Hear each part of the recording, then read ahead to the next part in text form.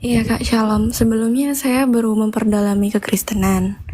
Di sini saya Iman izin kamu bertanya. sekarang apa? Maaf. Apa? Saya Muslim. Oke, ya silakan. Ya, tapi ingin ke Kristen. Saya beberapa kali itu ke gereja Protestan. Hmm, Nah, saya itu izin bertanya. Kira-kira kalau saya bahas yang gereja Protestan, boleh nggak Kak? gak apa-apa, gak apa-apa. Selamat malam. Oh, Erik dulu deh, Erik. Silakan. Halo, halo, Silakan. halo, halo. Selamat malam. Ya, Begini, saya ada pertanyaan, izin bertanya. Kita kan menyembah Yesus itu sebagai Tuhan ya, betul. dan kita juga sebagai Kristen itu mengakui bahwa Yesus itu adalah inkarnasi Allah yang menjadi manusia. Sama seperti yang dikatakan dalam Injil Yohanes pasal 1, pada mulanya adalah firman, firman Firman itu Allah yang menjadi manusia. pada mulanya adalah firman, firman itu bersama-sama dengan Allah, dan firman itu adalah Allah. Pertanyaan saya adalah, ketika Yesus terangkat ke sorga setelah kebangkitannya 40 hari, di mana posisi Yesus sekarang? Apakah dia kembali bersatu dengan Allah, atau dia sudah terpisah dengan Allah? Atau dia Dia menjadi nggak sosok pernah pribadi terpisah yang dengan Allah. atau dia menjadi sosok Dia nggak, pribadi yang dia berbeda nggak dengan Allah? pernah, dia nggak pernah terpisah dengan Allah. Eh, Dia nggak pernah terpisah dengan Bapa. Setelah dia terangkat ke sorga, posisinya sekarang itu ada di mana? Di dalam kerajaannya. Kalau Allah sendiri seperti apa? Bagaimana? Ya Allah sendiri yang di dalam Kristus. Oh, berarti ketika dia terangkat ke sorga, maka Kristus dan Yesus dan Allah ini kembali bersatu seperti semula. Ya satu dalam dalam esensinya. Pangkuan Bapa duduk sebelah kanan Allah Bapa. Sebelah kanan itu bukan seperti duduk berdua-dua, tetapi sebelah kanan itu artinya kemuliaan yang tertinggi yang didapat dari Bapa. Oke, soalnya pertanyaan-pertanyaan seperti ini sering saya dapatkan dari teman-teman yang Muslim atau yang agama Hindu dan lain-lain sebagainya. Jadi sulit untuk bisa menjelaskan kan. Jadi saya ingin bertanya seperti itu. Ya, Ya, sebenarnya gini, sebenarnya tidak perlu bingung dengan hal itu. Karena firman itu memang di dalam Bapa sebelum menjadi manusia. Dan ketika dia keluar, dia menambahkan kodrat kemanusiaan dan kembali kepada Bapa. Ya, tetapi kembalinya itu dengan kodrat kemanusiaannya. Jadi dia datang dari Bapa dan kembali kepada Bapa. Di dalam kerajaannya dengan tubuh kemuliaannya. Kalau dia datang ke dunia ini dari ketiadaan kodrat manusia dan menambahkan kodrat, maka dia tetap kembali kepada Bapa dengan kodrat kemanusiaannya itu. Tubuhnya yang mulia itu sebagai raja. Oke, oke. Gitu. Oke, sekarang saya agak paham sedikit ya. Oke, Ya. terima kasih. Silakan Timothy, ada yang mau ditambah tadi?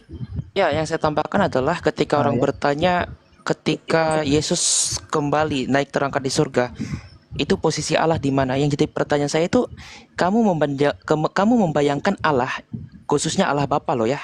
Apakah Iya, Allah iya. Bapa itu seperti kita, terbatas, memiliki tubuh, lagi duduk seperti saya duduk, megang HP, kayak gitu kah?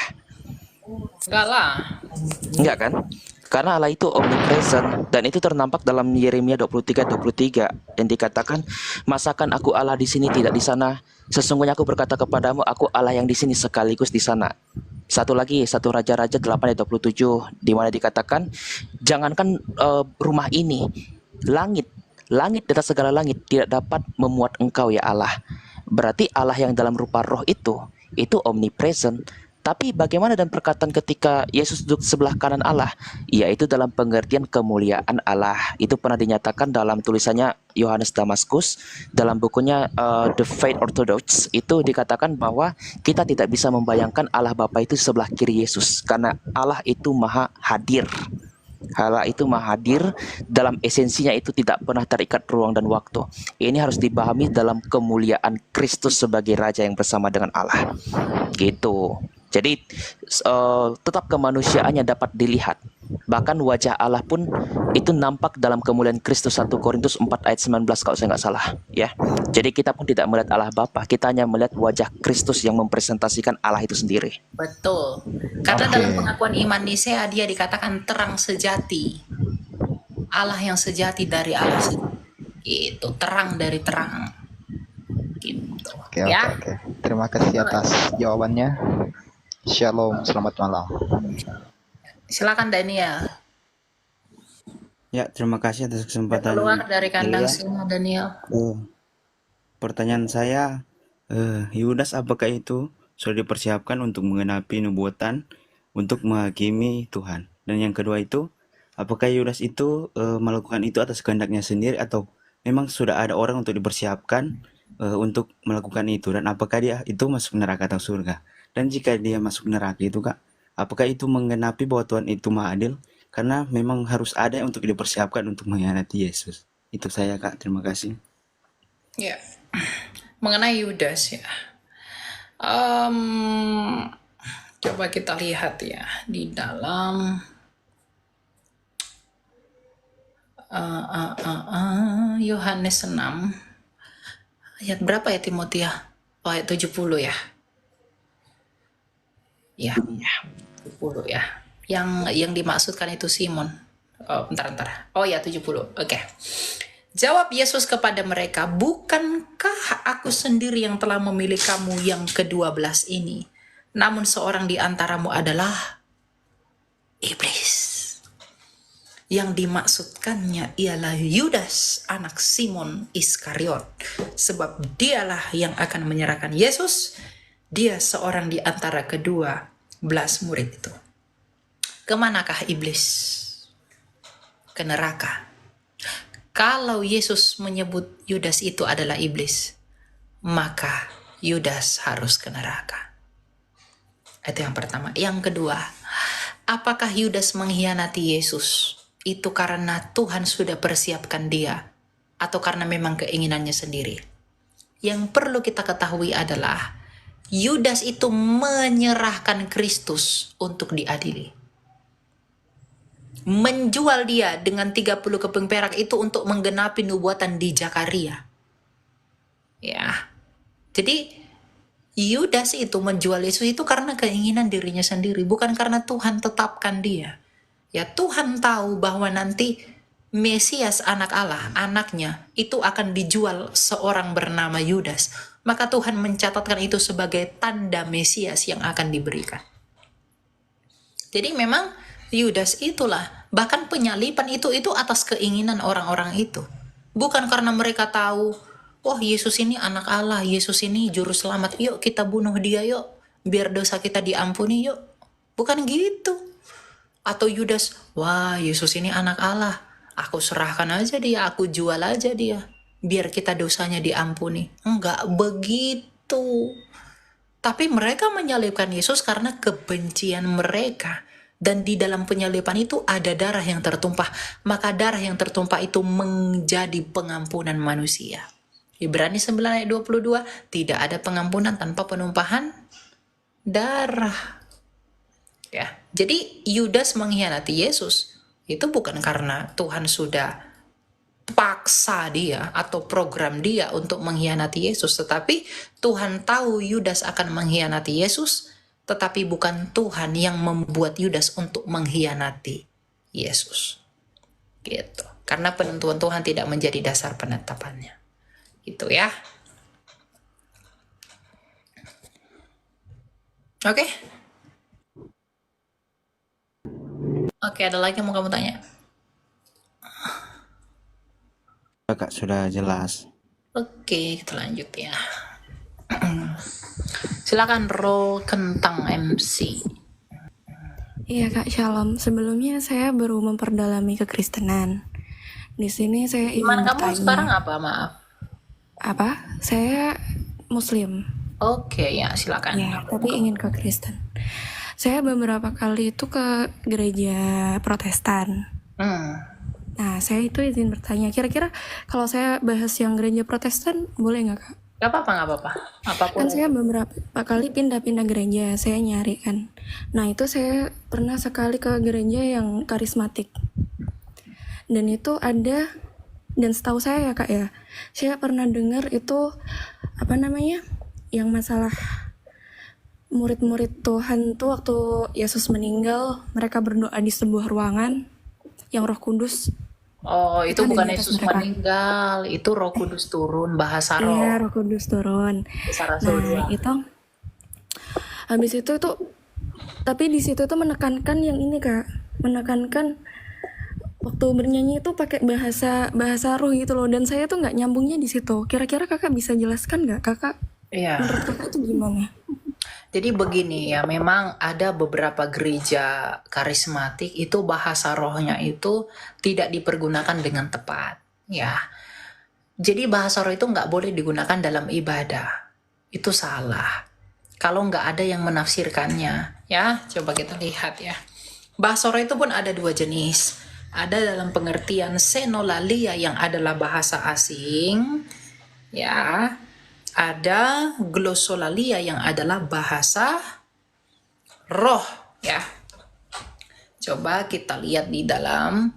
Nah, kalau bahasa roh dalam pengertian senolalia itu adalah bahasa asing yang dicatat di dalam Kisah Rasul 2. Di dalam Kisah Rasul 2 itu dinyatakan bahwa ada para murid ketika mereka berkumpul di loteng, lidah-lidah api turun di atas mereka, maka mereka berbahasa-bahasa baru, ya adalah bahasa-bahasa yang tidak mereka pernah pelajari. Misalnya, aku orang Indonesia, tiba-tiba aku bisa berbahasa Cina, ya.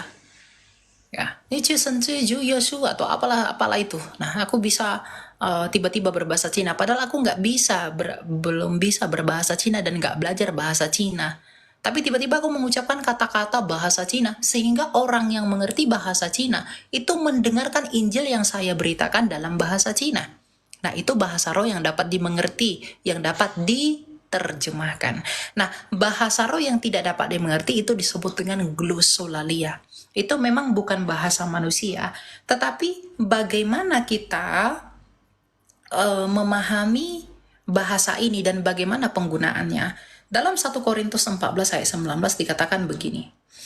Tetapi dalam pertemuan jemaat, ya, aku lebih suka mengucapkan 5 kata yang dapat dimengerti untuk mengajar orang lain juga daripada beribu-ribu kata dengan bahasa roh.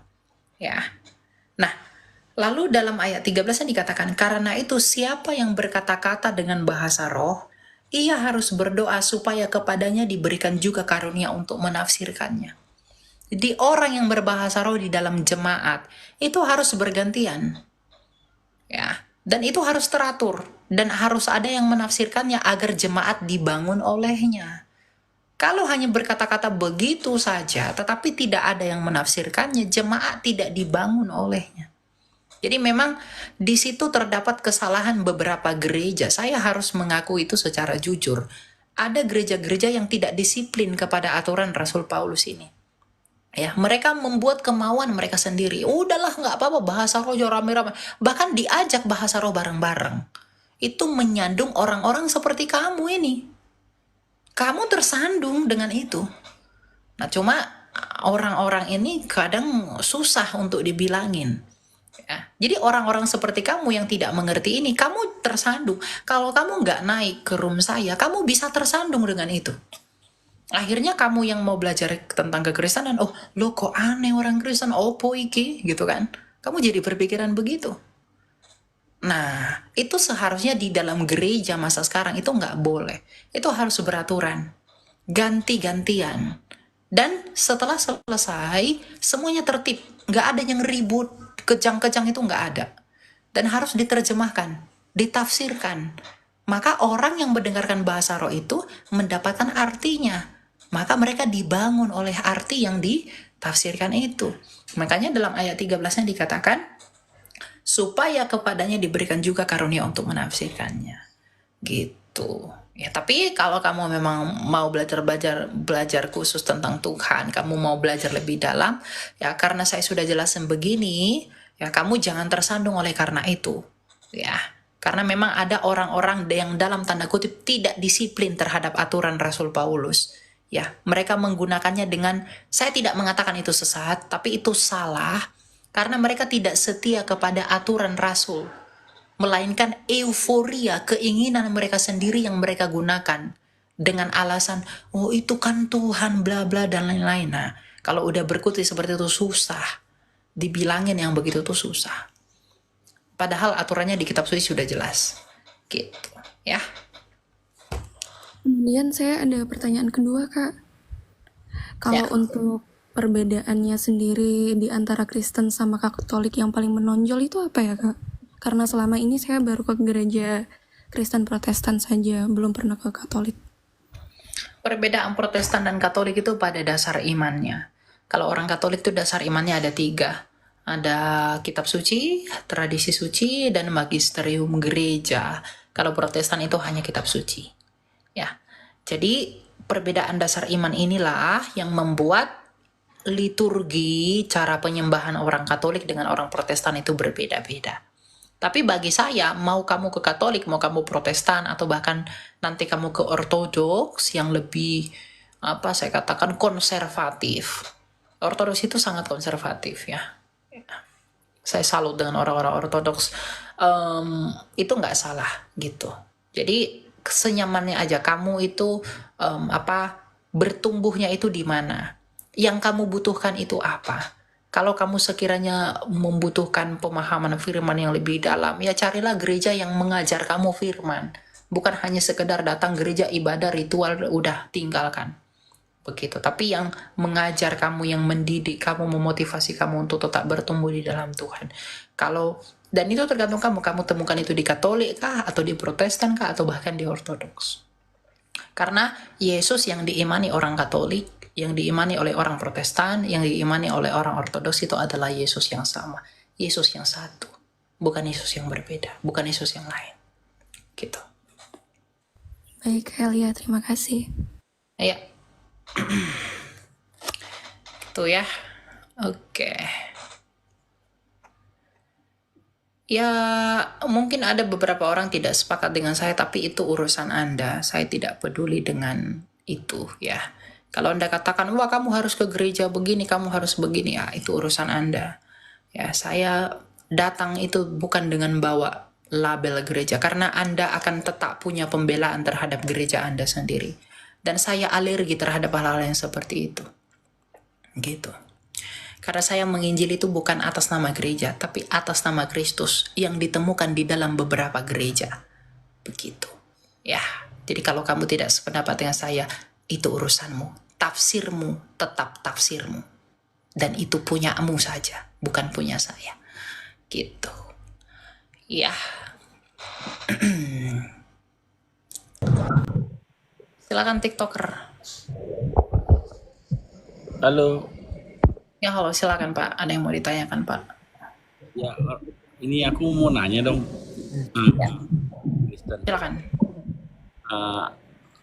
mengenai alat Tritunggal. Iya Pak, silakan.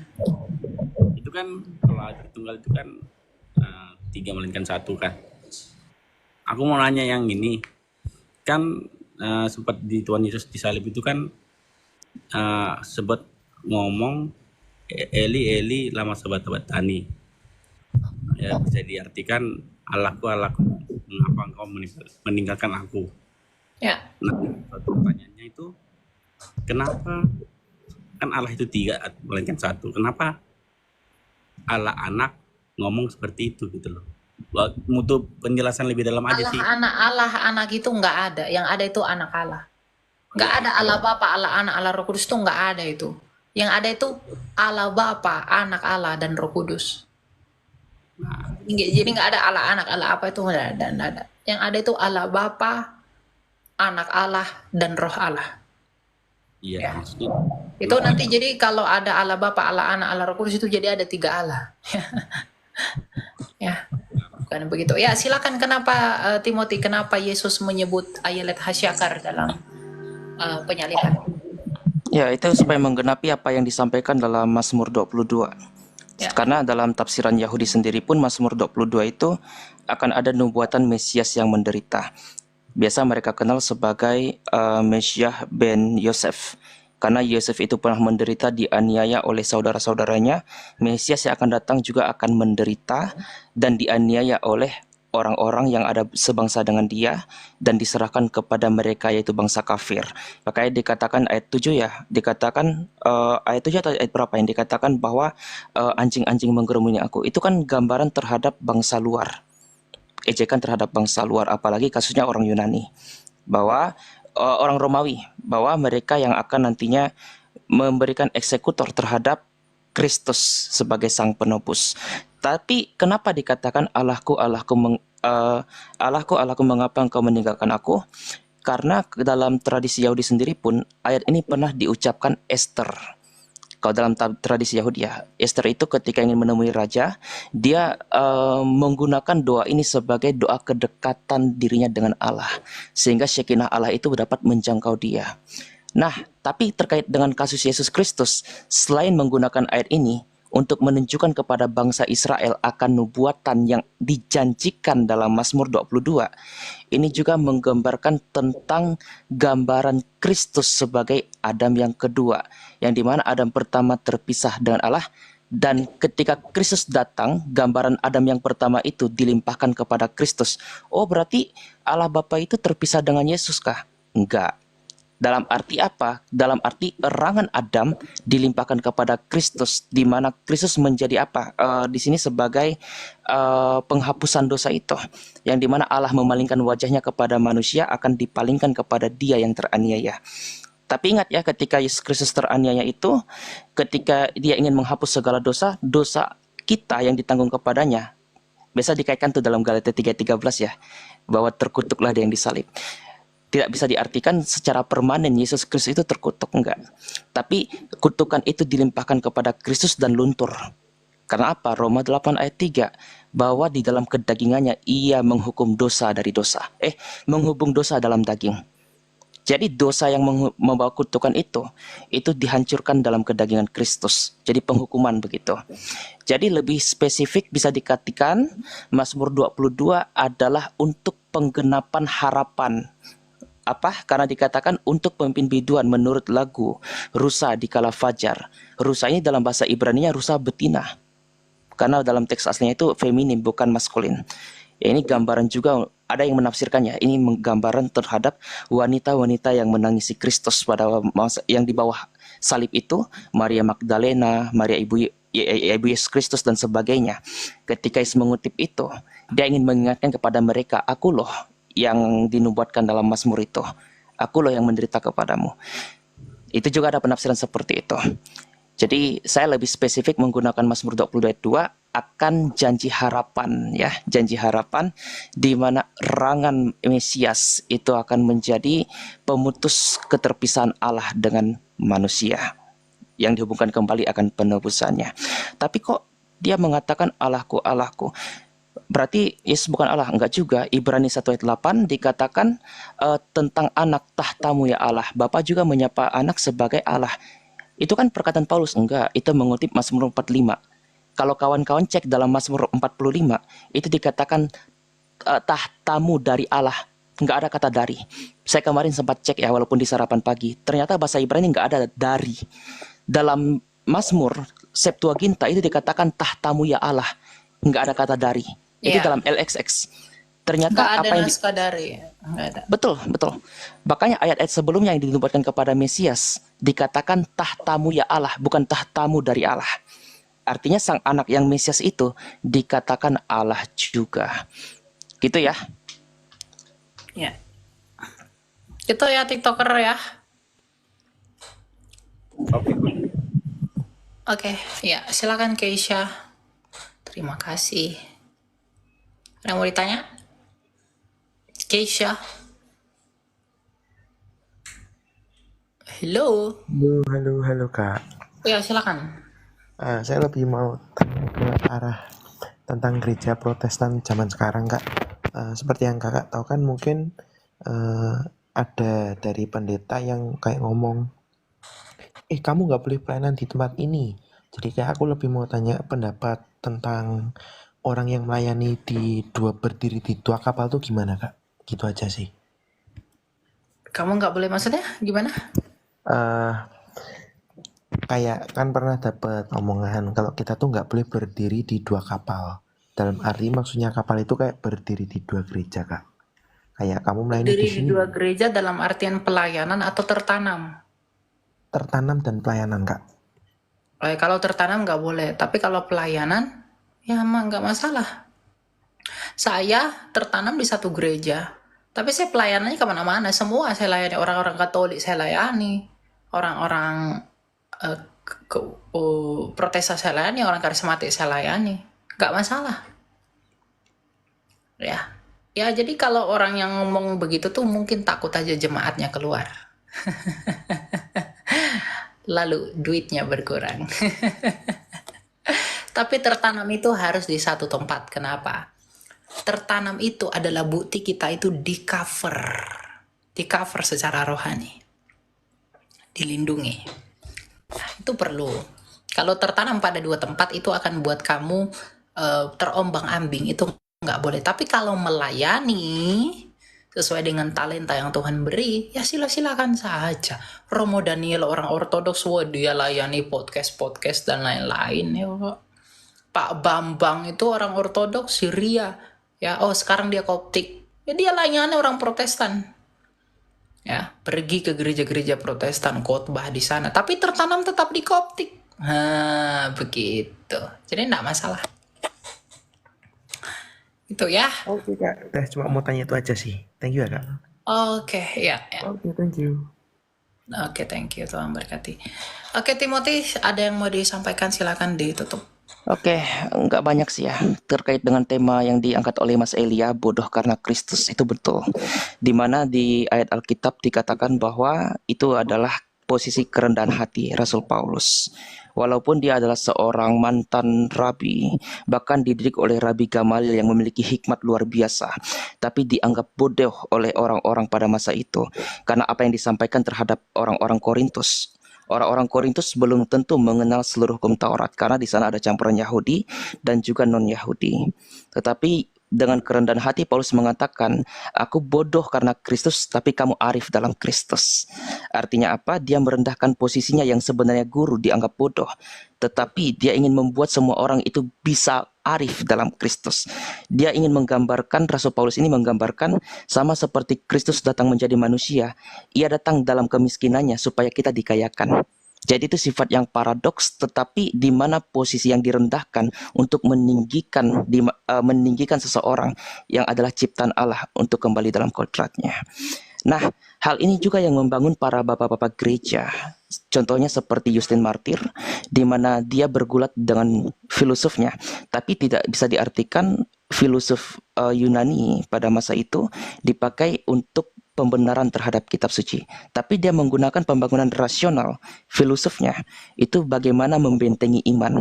Makanya Bapak Gereja seorang apologet ya, yang sejaman dengan para rasul, khususnya Rasul Paulus, dia menghadapi Tripo orang Yahudi, menghadapi filsafat kosong dari Yunani, itu menggunakan kemampuan hikmatnya. Jadi mereka yang dianggap bodoh itu dapat memiliki hikmat terhadap orang-orang yang menerima Kristus yang berlatar belakang seorang filosof.